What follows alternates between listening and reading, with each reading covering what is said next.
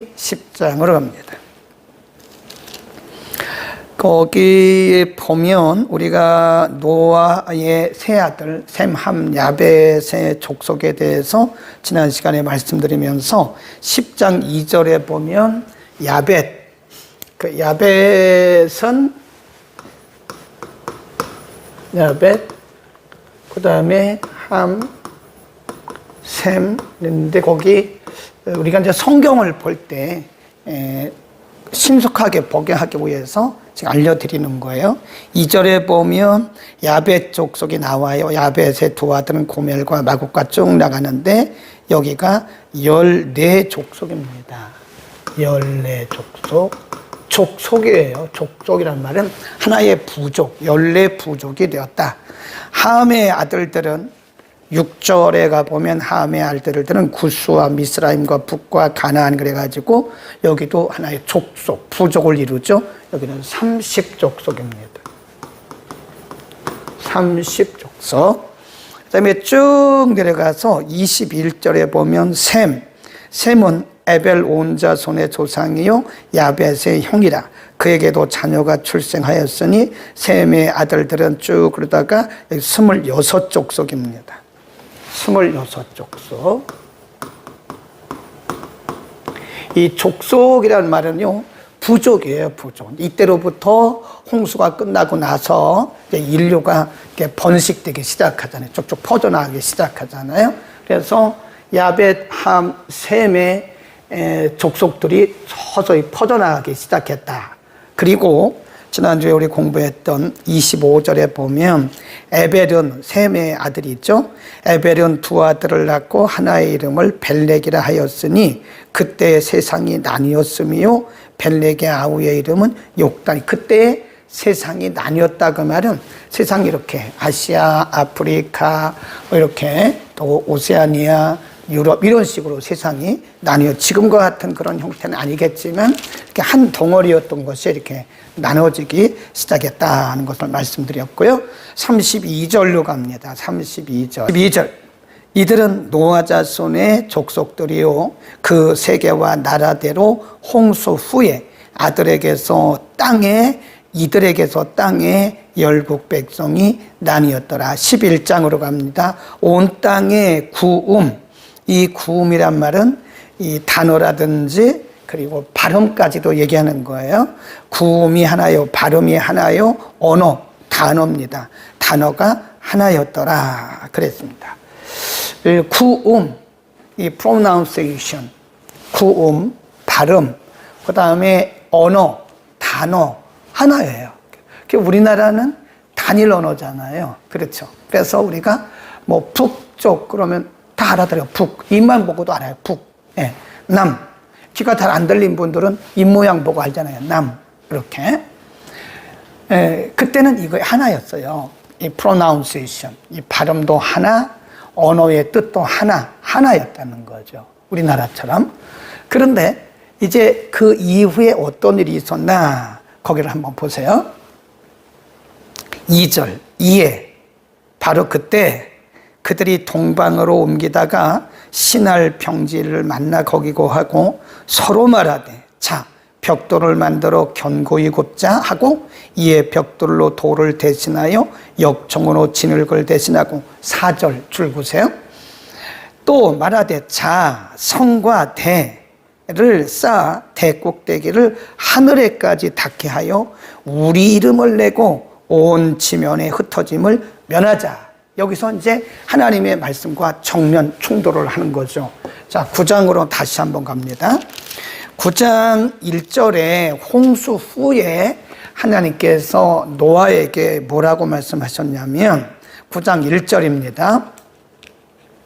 하나님이 노아와 그 아들들에게 복을 주시며 그들에게 이르시되 생육하고 번성하여 땅에 충만하라 그랬습니다. 땅에 충만하라. 예, 생육하고 번성하여 땅에 널리 퍼져라 그런 말씀이죠. 그런데 다시 갑니다. 11장 4절 성과 대를 쌓아 꼭대기를 하늘에 닿게 하여 우리 이름을 내고 온 지면에 흩어짐을 면하자. 여기서부터 이제 문제가 발생한 거죠. 성과 높은 탑을 쌓고 거기에 뭐라고 그랬냐면 흩어짐을 면하자. 우리 흩어지지 말자 그 말이죠. 또 하나는 뭐라고 그랬죠? 우리 이름을 내자. 지금 하나님의 목적과는 정면 충돌하고 있는 거예요. 분명히 하나님 뭐라 그랬죠? 생육하고 번성하여서 땅에 충만하리. 그 말은 온 세상에 너희들을 통해서 온 세상의 종족이 번식되고 가득 차게 하라 그랬는데 흩어짐을 면하자 그래가지고 지금 말씀을 정면 도전하고 있는 거죠. 충돌하고 있는 거예요. 이름을 내자. 이게 이름을 내자. 하나님께서 세상을 창조하신 것은 하나님이 영광을 받으시는 거예요. 하나님이 영광을 받으시려고 세상을 창조하셨고 홍수 이전에 사람들이 하나님을 떠나고 하나님 말씀 떠나고 하나님 뜻 떠나고 자기들 마음대로 하니까 하나님이 후회하셨잖아요. 한탄하셨잖아요. 그리고 세상을 싹 멸하시고 지금 재창조하신 거예요. 재창조하신 것은 하나님의 목적이 있는 거예요. 처음에 세상을 만드실 때처럼 하나님의 형상대로 만드신 후에 하나님의 영광을 드러내고 하나님을 예배하고 그래야 되는데 말하기를 우리 이름을 내자. 우리 흩어짐을 면하자. 하나님의 뜻과 정면 충돌하고 있는 거다 하는 거죠. 자, 그래서 5절 보세요. 여호와께서 인생들에 쌓는 성과 대를 보시려고 강림하셨더라. 여호와께서 가라사 이 무리가 한 족속이요 언어도 하나이므로 이같이 시작하였으니 이후로는 그 경영 계획 그 말이에요. 그 계획하는 일을 금지할 수 없으리라. 자, 우리가 내려가서 거기서 그들의 언어를 혼잡케 하자. 하나님이 뭐도 하나 했었어요? 발음도 하나, 단어의 뜻도 하나. 그러니까 하나님의 축복이거든요. 근데 이렇게 엉뚱한 일을 하는 거예요. 하나님의 축복이 지금 뭐 된 거죠? 오용된 거죠. 하나님의 축복이 오용되면 그때부터 하나님이 이걸 흩어버리세요. 잘 생각하셔야 돼요. 하나님이 우리에게 건강 주신 거, 물질 주신 거, 지혜 주시고 지식 주시고 우리에게 믿음 주시고 우리에게 어떤 직분 주시고 사명 주신 것은 우리 이름 내라고 그런 게 절대로 아닙니다. 네. 하나님 영광 받으시려고 그러는 거예요. 하나님이 우리에게 축복을 주실 때는 하나님의 분명한 목적이 있어요. 꼭 기억하셔야 돼요. 내가 잘해서 그런 거 아니라니까요. 우리는 가끔 하나님의 축복에 대한 오해를 해요. 내가 기도 많이 해서 그렇다. 그럴 수도 있지만 아니에요. 아무리 기도 많이 해도 하나님이 축복 안 주시면 안 되는 거예요. 그러니까 우리 의가 아니에요. 하나님의 목적과 하나님의 의도가 있어서 복을 주신 거예요. 근데 많은 경우에 사람들이 하나님의 축복을 오용한다는 거예요. 오용해요. 이 시대 사람들처럼 흩어짐을 면하자. 우리 이름을 내자. 그러니까 하나님이 한탄을 하시는 겁니다. 한탄을. 거기 보세요. 그들을 7절 서로 알아듣지 못하게 하자 하시고 여호와께서 거기서 그들을 온 지면에 흩으신 고로 그들이 성쌓기를 그쳤더라. 할 수가 없죠. 말이 안 통하는데 이제 단어가 각각 다르고 발음도 각각 다른데 어떻게 소통이 됩니까? 안 되는 거죠. 그러니까 할 수가 없는 거죠. 그래서 9절 그러므로 그 이름을 바벨, 이 바벨이란 말은 혼잡이란 뜻이에요. 혼잡. 바벨이라 하였으니 이는 여호와께서 거기서 온 땅의 언어를 혼잡게 하셨습니다. 여호와께서 거기서 그들을 온 지면에 흩으셨더라 그랬어요. 꼭 기억하세요. 흩으셨더라. 그다음 줄 보세요. 하나님께서 우리에게 주신 축복이 분명히 의도와 하나님의 목적이 있는데 그것이 오용이 될 때는 흩으세요. 흩으세요. 꼭 기억하셔야 돼요. 여러분이 내가 왜 이렇게 물질적인 어려움이 있지? 내가 분명히 물질이 많았었는데 이게 왜 다 새나가지? 원인을 찾아야 돼요. 그게 어쩌면 하나님께서 물질을 주신 의도와 목적대로 살지 않고 오용을 하고 있는 그 목적대로 살지 않고 사용하지 않고 오용할 때 하나님이 물질을 흩으세요. 하나님이 우리에게 지혜와 지식과 그리고 명철, 은사를 주셨다고요. 그 하나님의 영광을 위해서 주신 거죠. 우리 영광 받으라고 그런 게 아닙니다. 그런데 우리가 그 은사, 하나님의 주신 지혜, 총명, 지식 이런 것들을 오용해서 엉뚱한 거 해요. 복음 전하라고 주신 것이고, 네. 사람들에게 한 영혼이라가 살리는 데 사용하라고 주신 것이고, 하나님의 이름을 드러내라고 주신 것인데 나 잘 먹고 잘 사는 데만 하고 하나님을 외면한다. 그러면 하나님 흩으세요. 흩으신다고요. 반드시 기억해야 돼요. 현대판 바벨탑을 참 많이 쌉니다. 네. 우리가 개인적으로도 현대판 바벨탑을 많이 쌓아요. 교회들도 현대판 바벨탑을 쌓습니다. 교회가 크게 부흥된 것은 그 담임 목사가 설교를 잘해서 그런 거예요. 설교를 잘하면 얼마나 잘하겠습니까? 제가 보니까요, 별반 차이 없어요. 네, 그 교회 운영을 잘하면 얼마나 잘하겠습니까? 그것도 별반 차이 없더라고, 제가 보니까. 하나님의 은혜예요. 하나님께서 그 교회는 더 많은 일을 하라고 하나님께서 거기에 많은 성도들을 보내주신 거예요. 그리고 많은 물질을 주신 거예요. 근데 그거 가지고 영혼 구원하는데, 선교하는데, 전도하는데 잘 사용하는 교회들이 많아요. 근데 그 교회는 하나님 기뻐하시고 자꾸 더 주신다고요. 근데 어떤 교회는 자꾸 자기 아성을 쌓는 거예요. 자기의 바벨탑을 쌓는 거예요. 그러면 하나님이 점점 흩으시는 거예요. 꼭 기억하셔야 됩니다. 자, 넘어갑니다. 그래서 이 바빌이라고 하는 뜻은 혼잡 또는 이게 흩으신다. 그래서 축복을 오용했기 때문에 하나님의 의도와 목적을 벗어났기 때문에 흩으신 거다. 꼭 기억하시기 바랍니다. 그 다음 10절 셈의 후손에는 이러하니라 쭉 내려가고, 지금 여기 보면요, 이 다른 예를 들어서 함이나 야벳이나 이런 족속들에 대해서는 아까는 다 얘기했는데 지금은 셈 한 족속만 얘기를 하고 있는 거예요. 그래서 거기서 누가 나왔느냐? 10절 보세요. 셈의 후에는 이러하니라 아르박삭. 12절 셀라. 14절 에벨. 16절 벨렉. 18절 루. 20절 수룩. 22절 나홀. 24절 데라. 그리고 26절에 가보면 데라는 70세에 아브람과 나홀과 하란을 낳았다 그랬습니다. 그런데 왜 이렇게 셈의 족보가 나가는 거죠? 예, 그러니까 쭉 흐르다가 한번 끊겼어요. 그래서 처음에 하나님께서 창조하셨을 때 아담, 가인이 아벨을 죽이잖아요. 아벨 대신에 셋, 쭉 이게 흘러가는 거예요. 그게 어디까지 왔었어요? 노아. 쭉 가다가 이제 여기 이제 셈도 있고 함도 있는데, 거기 야벳도 있는데, 셈의 후손을 통해서 이렇게 데라 그리고 아브라함 이렇게 나가는 거예요. 네.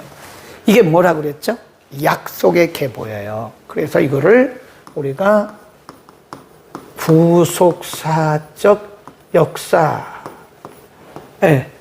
이게 약속의, 그러니까 구원받은 자, 오늘날로 말하면 구원받은 자들의 계보, 약속의 자녀의 계보다. 그러니까 성경에는 이게 끝까지 흘러가요. 이게 아담부터 시작해서 에덴 동산부터 시작해서 요한계시록까지. 요한계시록가 간 뭐죠? 이마에 인맞은 자, 여기 이마와 팔에 666 맞은 자, 짐승의 표 받은 자 나뉘잖아요. 예수님이 이런 말씀하셨어요. 지금은 사방에 천사들을 보내셔서 인치는 역사를 하신다. 그 인치는 역사. 인이란 말은 이게 도장이란 뜻인데요. 하나님의 자녀의 표예요. 이게 이제 우리가 흔히 말하는, 오늘날로 말하면 세례, 또 거듭남, 성령, 임재 이런 것들이죠. 네. 이게 자녀의 표예요, 이게. 지금 전 세계에 천사들을 보내서 교회들을 세우시고 주의 종들을 통해서 또 일반 신자들을 통해서 복음을 전하는 것은 인치는 역사를 하는 거예요. 그래서 우리가 복음을 전하면요, 복음을 받아들이는 사람들이 있어요. 영접하는 사람들이 있어요. 그게 바로 인치는 역사예요. 우리가 치는 게 아니죠. 우리는 복음을 전하고 인치는 것은 성령께서 인치는 역사를 지금 하고 있는 것이다. 그래서 지금 우리는 굉장히 중요한 시대를 살고 있는 거예요. 아멘. 굉장히 중요한. 이 교회 몇 명 오는가 그게 중요한 게 아니고 한 사람이라도 더 예수 믿고 거듭나서 구원에 이르게 하는 것이 매우 중요한 거예요. 한 영혼이 중요해. 한 영혼이. 한 영혼. 그래서 인치는 역사를 하고 있는 것이다. 지금 시대야말로 하나님께서 인치는 역사를 하고 있는 시대다. 아멘. 그 계보가 누구예요? 셈을 통해서. 그러니까 노아의 아들 함도 있었고 야벳도 있었잖아요. 근데 야벳은 엑스트라 사이드로 빠진 거죠. 함을 통해서 지금 쭉 계보가 이어가면서 거기 나중에 메시아가 거기서 탄생하시는 거죠. 이거를 구속사적 계보다. 구속사적 역사관. 그래서 성경을 볼 때는 항상 두 가지를 봐야 돼요. 항상 하나님께서 택하신 자들의 계보가 쫙 흘러갑니다. 아멘.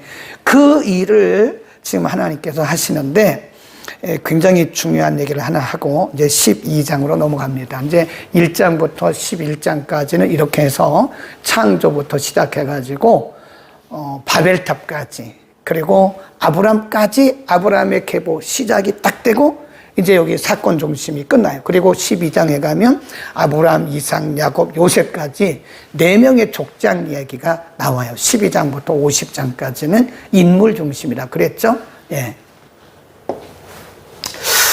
제가 어디서 봤는데, 책에서 봤는데 정말 멋있는 책이 있어서 한 문구가 있어서 이거를 스티커로 만들어서 다 나눠드릴까 하는 생각을 합니다. 아마 그쪽에 물어보고 해드릴 거예요. 뭐 스티커 만드는 거는 또 그 저작권이 있는지 모르겠는데 그 문구는 참 멋있게 만들었어요. 한 영혼이 열방이다. 그랬었더라고요. 한 영혼이 열방이다.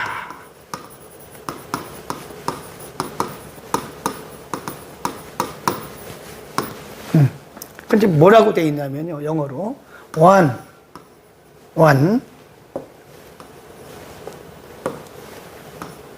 one can change many.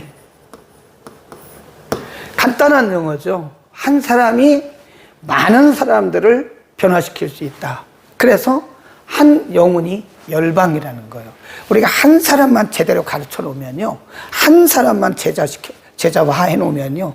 이 사람이 많은 사람을 변화시켜요. 여러분, 모든 사람이 다 제자가 되지는 않아요. 될 수도 없습니다. 보세요. 예수님도 그 많은 사람들 따라다녔잖아요. 2만 명, 3만 명씩 예수님 따라다녔죠. 열광을 했잖아요. 그런데 예수님은 딱 12명만 뽑았어요. 물론 나중에 70명 분도가 또 있긴 했지만 많은 사람이 모두가 다 제자는 아니었어요. 병 고침을 받고 귀신 나갔고 예수를 믿긴 했지만 모든 사람이 다 제자가 된 건 아니고 모든 사람을 제자로 부른 것도 아니에요. 또 모든 사람이 가서 영향력을 미친 것도 아니에요. 한 사람의 제자. 정말 복음이 있는 정말 예수 그리스도를 인격적으로 맞는 한 사람의 제자만 만들어도 이 사람이 많은 사람들을 변화시킬 수 있는 거예요. 그러니까 한 사람이 한 영혼이 열방이다.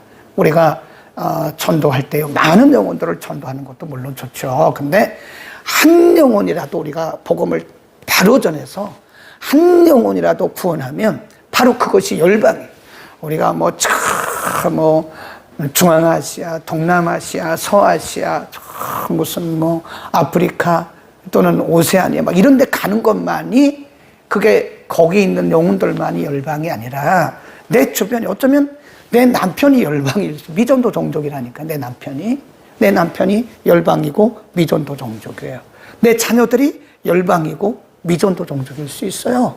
아직도 예수를 영접하지 못하고 아직도 거듭나지 못했다면 내 가족이, 내 형제 자매가, 내 이웃이 열방이 되는 것이다. 아멘. 너무 멋진 말을 했는데 괜찮겠습니까? 네, 이거를 제가 스티커를 잘 만들어서 거기 보니까 뭐라고 이렇게 썼더라고요. 아주 멋있게 썼어요. 이렇게 원하고 이렇게 괜찮아 보여요? 네. 진짜 멋있죠. 이거 제가 책에서 이걸 보는 순간 야 멋있다. 네. 한 사람이 열방이다. 열이란 말은 그냥 이제 우리가 텐인데 그렇게 열방이란 말을 로고로 만드는데 그렇게 썼더라고. 멋있어요. 네. 열, 이게 10이거든요. 한 영혼이 열방이다. 멋있습니다. 아멘, 아멘. 여러분, 아멘. 한 영혼이 열방이다. 여러분의 남편이 열방, 여러분의 자녀들이 열방일 수 있어요. 많은 영혼을 깨우치는 것도 중요하지만 한 사람만 제대로 우리가 제자화해 놓으면요, 그 사람이 가서 엄청난 영향력을 미치는 거예요. 어차피 교회는요, 어떤 교회도 어떤 목사님이 목회를 해도요, 거기 30% 이상 안 됩니다. 그 출석교회 성도의 30%, 40%만 정말 열정적인 성도라 그러면 성공한 사람이에요. 근데 도널드 맥게브런이라고 하는 그 교회 성장학 교수님은 10%라 그래요. 10%. 전체 교회 10%만 정말 열정적이고 나머지 90%는 그냥 따라가는 분들이다. 그렇게 얘기했는데 그래서는 안 되겠죠. 네. 근데 사실은 또 그렇게 되더라. 자, 이 12장으로 갑니다. 그래서 창세기가 1장부터 50장까지가 있는데 1부, 2부 나눈다고 그랬어요. 그래서 11장까지, 12장까지. 여기를 1부라 그러고 여기를 2부라 그래요. 그래서 여기는 사건 중심이다. 여기는 사람 중심이다. 사람 중심. 그래서 이제 여기는 누가 나오죠? 아브라함, 이삭, 야곱. 근데 나중에 여기 이제 보면 그 야곱 얘기도 쏙 들어가고 나중에 이제 쭉 나오는 게 야곱의 아들 요셉의 이야기가 39장부터 50장까지. 왜 그렇게 아브라함에 대한 말씀이나 이삭에 대한 말씀은 좀 짧아요.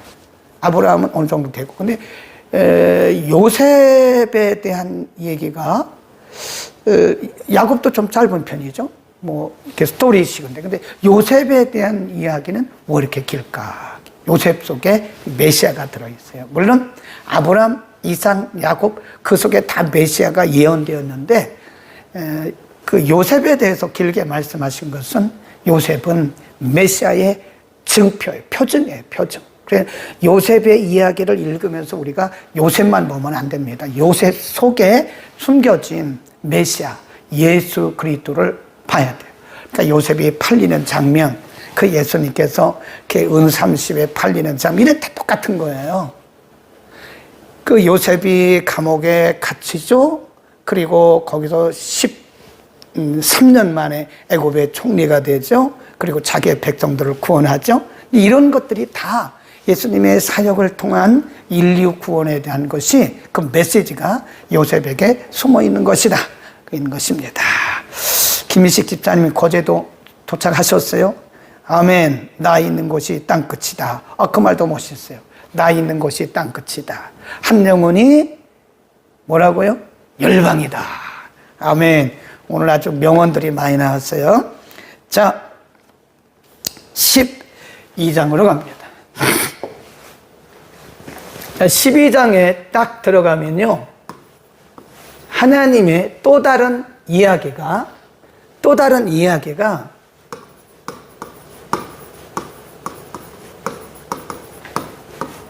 하나님의 역사가 시작이 되는데, 이 하나님의 역사의 시작은 뭐로 시작하는가 한번 보세요.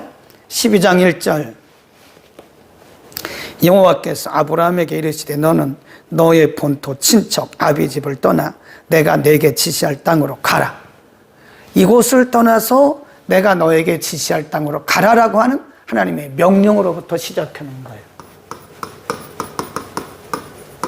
이것은 다르게 말하면 사명으로부터 시작합니다. 원래 아브라함의 고향, 아브라함이 지금 어디서 머물고 있냐면요, 하란에 머물고 있습니다. 여기가 이렇게 돼가지고 여기 이제 가나안이라 합시다. 가나안. 하란은 이 우위 쪽입니다. 여기요. 근데 원래 아브라함의 아버지 이 데라의 고향은 거기가 아닙니다. 우르입니다. 우르. 갈대아 우르. 갈대아는 바벨론 지역이에요. 우르라고 하는 지역이에요. 여기 살아요. 그러니까 아브라함의 아버지의 직업이 뭔지 아세요? 우상 만들어 파는 사람이었어요. 갈대아 우르에서. 근데 이들이 이쪽으로 이렇게 집단 이주를 한 거죠. 하란으로. 거기 있을 때에 하나님께서 명령을 하신 거예요. 너는 너의 본토 친척 아비 집을 떠나서 내가 너에게 지시할 장소를 알려주시지 않았어요. 이삭에게도 하나님께서 그 재물을 미안합니다. 아브라함에게도 하나님께서 재물을 드리라고 말씀하실 때도 그때도 또 말씀하잖아요.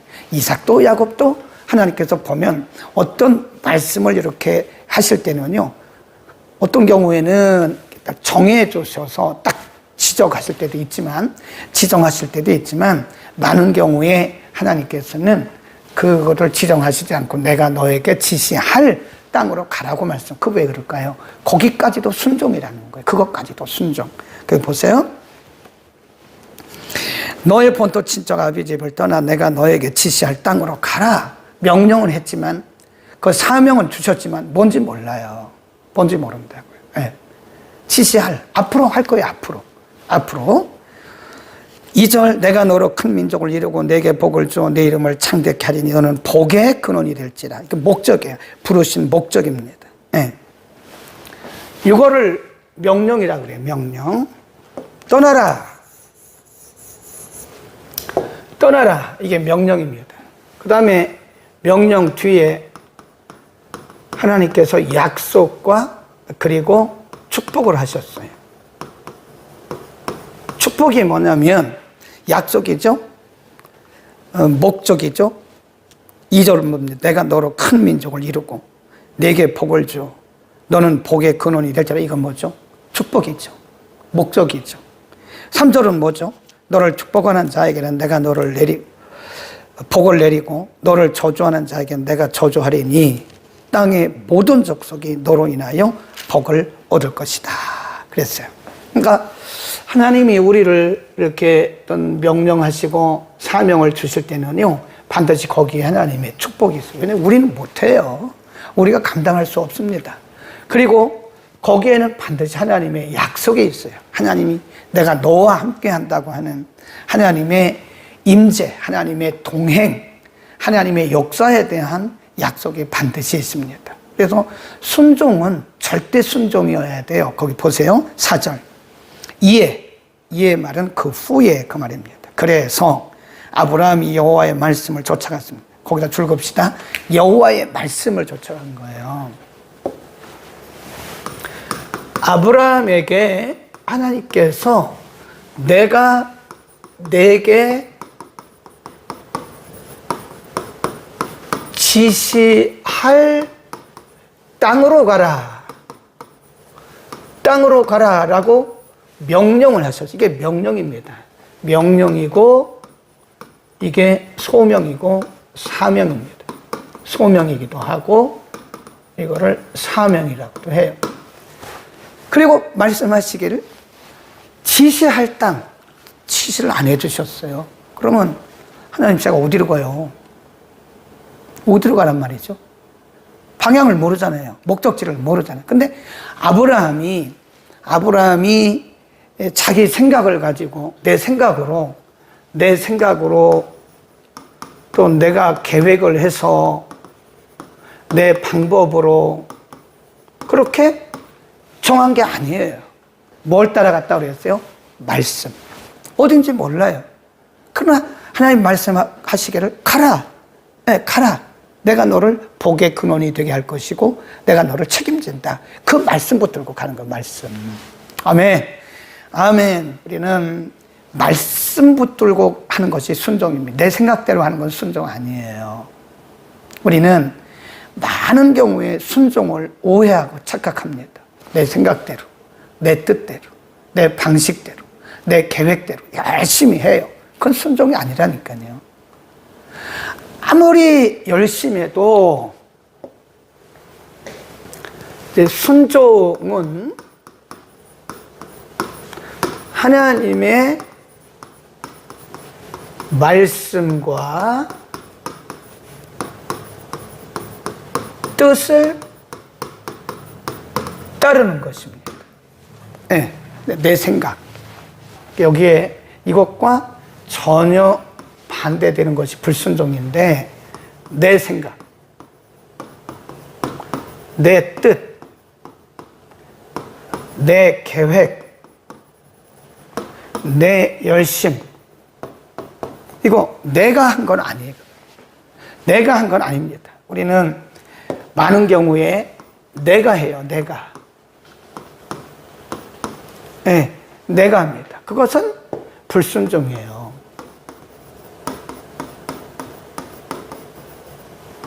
아유, 목사님 왜 그러세요? 제가 얼마나 열심히 했는데. 그런데 열심히 해도요, 내 생각대로 하는 건 불순종이에요. 그래, 기도해야 돼요, 기도. 기도 안 하고 열심 내는 분들이 위험하다고 제가 그랬잖아요. 기도 안 하고 내 생각대로, 내 뜻대로, 내 방식대로, 내 계획대로 막 뭔가 열심히 해. 그거 위험해요, 그거요. 하나님과 충돌할 수 있는 거예요. 열심히 중요한 게 아니라니까요. 그러니까 진정한 믿음은 이걸 내려놔야 돼. 나를 내려놔야 돼. 내 생각, 내 뜻, 내 경험, 내 열심. 이거 다 내려놔요. 그래서 성령이 주시는 열심, 성령이 주시는 생각, 성령이 주시는 계획, 그거를 따라야 되니까 우리가 깊은 기도를 하지 않고는 안 된다는 거예요. 적당히 기도해가지고 우리가 어떻게 하나님의 뜻을 할 수 있겠어요. 적당히 기도해가지고. 그러니까 저는 늘 그런 생각을 해요. 현대인들이 물론 열심도 많이 식었지만 그 열심 속에는 많은 경우에 저도 마찬가지고 내 생각, 내 뜻, 내 경험, 내 열심, 내 뜻으로 하는 게 아니냐. 그리고 우리는 하나님의 뜻을 따라서 열심히 했다고 열심히 하고 있는데 왜 그러냐고. 열심 내는 게 더 위험한 거예요. 그러니까 기도하지 않고 열심 내는 분들 위험합니다. 그러니까 열심 내기 전에 기도부터 하세요. 그리고 나를 내려놓으세요. 나를 내려놓고 내 생각, 내 뜻대로 하지 마시라고요. 그거는 그 내 생각대로 내가 하는 거지. 그건 하나님과는 전혀 관계가 없을 수도 있는 거예요. 아브라함을 보세요. 말씀을 쫓아갔다 그랬어요. 말씀을 쫓아. 자기 생각을 쫓아간 게 아니에요. 하나님이 안 알려주셨어요. 어디로 가야 되는지 안 알려주셨다니까요. 내가 지시하면 그대로 가라고 말씀하셨어요. 말씀 안 하셨다고요. 그러니까 아브라함 그것을 본 게 아니라 뭘 봤어요? 말씀을 본 거죠. 아멘. 우리는 말씀에 집중해야 돼요. 그러니까 우리가 말씀 없이 신앙생활 하는 것은요, 정말 위험하고요. 성장할 수가 없어요. 성숙할 수가 없어요. 자, 그 다음 4절 다시 이에 아브라함이 여호와의 말씀을 쫓아갔고 롯도 그와 함께 갔으며 아브라함이 하란을 떠날 때에 그 나이 75세였더라. 아브라함이 그 안에 사라와 조카 롯을 하란에서 모은 모든 소유와 얻은 사람들을 이끌고 가나안 땅으로 가려고 떠나서 마침내 가나안 땅에 들어갔더라. 아브라함이 그 땅을 통과하여 세겜 땅 모래 상수리 나무에 이르니 그때가 가나안 사람이 그 땅에 거하고 있었더라.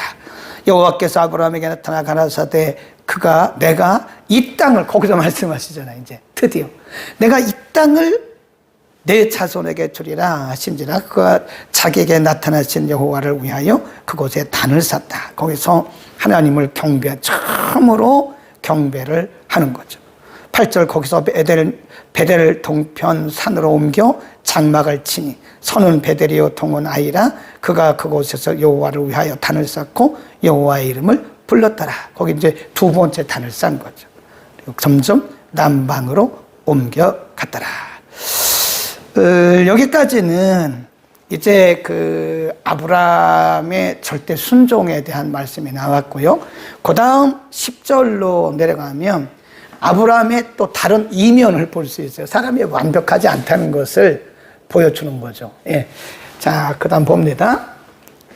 10절. 그 땅이 어디죠? 가나안 땅. 아브라함이 거하고 있는 가나안 땅. 하나님께서 가라고 말씀하신 그 땅. 우리 잘 생각해야 돼요. 하나님이 우리에게 가라고 말씀하셔서 순종하고 갔지만 그곳이 다 완전하지는 않아요. 거기 또 문제가 있을 수 있고 거기 기근도 있을 수 있어요. 하나님이 아브라함에게 가라고 말씀하신 그 가나안 땅에 갔는데 가나안 땅에 기근이 있으니까 거기서 먹고 살 수가 없잖아요. 그러니까 우리가 순종했다고 해서 모든 것이 다 일사천리로 풀리는 것은 아니다. 거기다 써놓으세요. 하나님께서 순종하고 갔지만 우리가 또 감당해야 할 부분들이 있어요. 우리가 그거를 착각하기 때문에 많은 경우에 우리가 많은 갈등을 하게 되고 회의에 빠져요. 내가 순종한 건데, 내가 하나님 앞에 순종하고 한 건데 왜 이런 어려움이 있냐? 하나님 하라고 해서 한 건데 내게 왜 이런 어려움이 있는가? 하나님 말씀하셔서 내가 한 건데 왜 이런 문제가 있는가? 그렇게 우리가 오해할 수 있다니까요. 네. 그래서 우리가 순종하고 말씀대로 산다고 해서 모든 것이 다 일사천리로 되는 것은 아니고 그 과정에서 우리 가운데 어려움이 있을지라도 우리는 끝까지 순종하고 가야 되는 것이다. 순종하고 가나안 땅에 갔지만 거기서 고난을 당하니까 어려운 일을 당하니까 할 수 없이 이제 아브라함이 가족들을 이끌고 애굽으로 가는 거 아닙니까? 네. 예, 기근이 심하였더라. 10일 그가 애굽에 가까이 있을 때에 그 안에 사례도로 말하되 나 알기에 그대는 아리따운 여인이라. 애굽 사람이 그대를 볼 때 그 이르기를 이는 그의 아내라 하고 나는 죽이고 그대는 살리리니 원컨대 그대는 나의 노예라 하라. 그리하면 내가 그대로 인하여 안전하고 내 목숨이 그대로 인하여 보존하겠노라 하니라. 예, 굉장히 비겁하죠. 그렇죠. 하나님께서 분명히 말씀하시기를 너는 축복의 근원이 될 거야. 너를 복주는 사람은 내가 복을 주고 너를 저주하는 사람은 내가 저주를 할게. 그건 무슨 말씀이죠? 내가 너를 책임을 질게. 그런 말씀이잖아요. 그럼에도 불구하고 아브라함이 사람이기 때문에 애굽에 가서 이런 생각을 하는 거예요. 아, 내가 여기서 내 아내 때문에 잘못하면 내가 애굽 사람에게 죽임받을 수도 있겠구나. 그러니까 아내에게 말하기를 우리 이렇게 서로 전략을 짭시다. 에? 아니면 내가 죽고 당신만 살 거니까.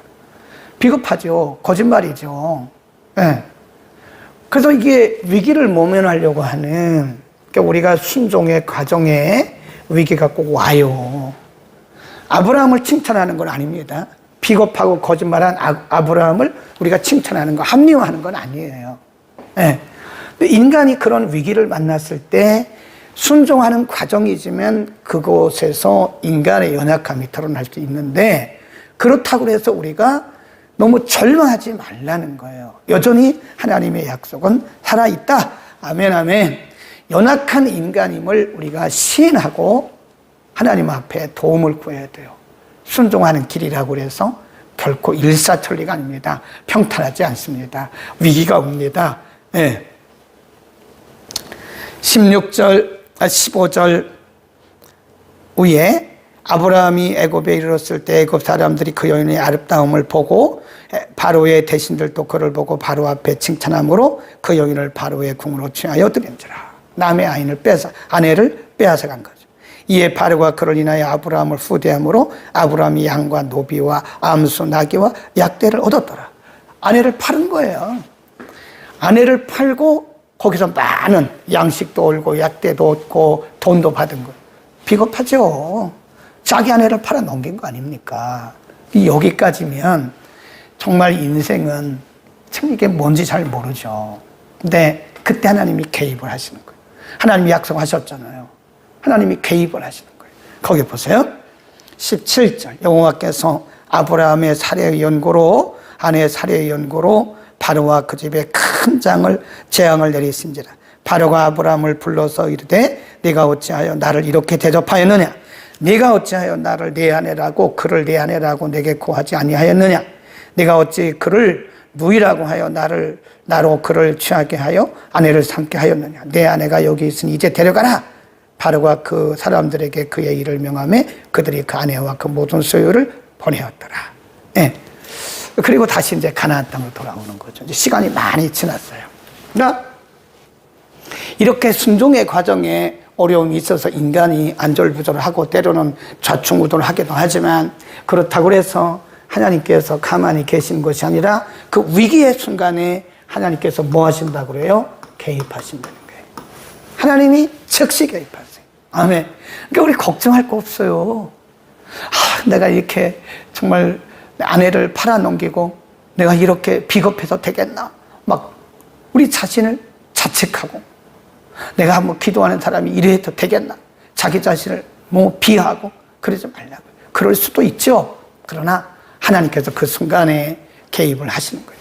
그래서 그런 아브라함이 순종하고 떠나긴 떠났지만 이게 완벽한 순종은 아니라는 거죠. 이 순종이 이렇게 가면서 점진적으로 익어가는 것이다. 그래서 이거를 순차적 또는 이 점진적 성화, 점진적으로 이제 성숙되어 가고 있는 거죠. 그러니까 너무 낙심하지 마세요, 여러분. 자기 자신에 대해서 너무 낙심하지 말라고요. 하나님이 우리 연약함을 아세요. 이제 그때 우리가 낙심해 있으면 누가 오느냐? 마귀가 와요. 그래서 우리를 막 정죄합니다. 마귀가 우리를 정죄하면 자신감이 뚝 떨어져요. 더 이상 일하고 싶은 마음, 더 이상 사역하고 싶은 마음도 없는 거예요. 나 같은 것이 뭘 해? 이러면서. 그러나 여러분, 그때 하나님께서 개입하신다는 사실을 반드시 믿어요. 하나님의 약속은, 하나님의 말씀은 천지가 없어지는 한이 있어도 변하지 않아요. 그러므로 우리는 말씀을 붙들어야 돼요. 아멘.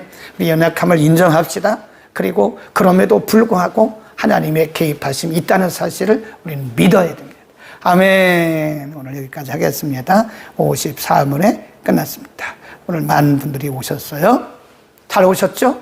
예.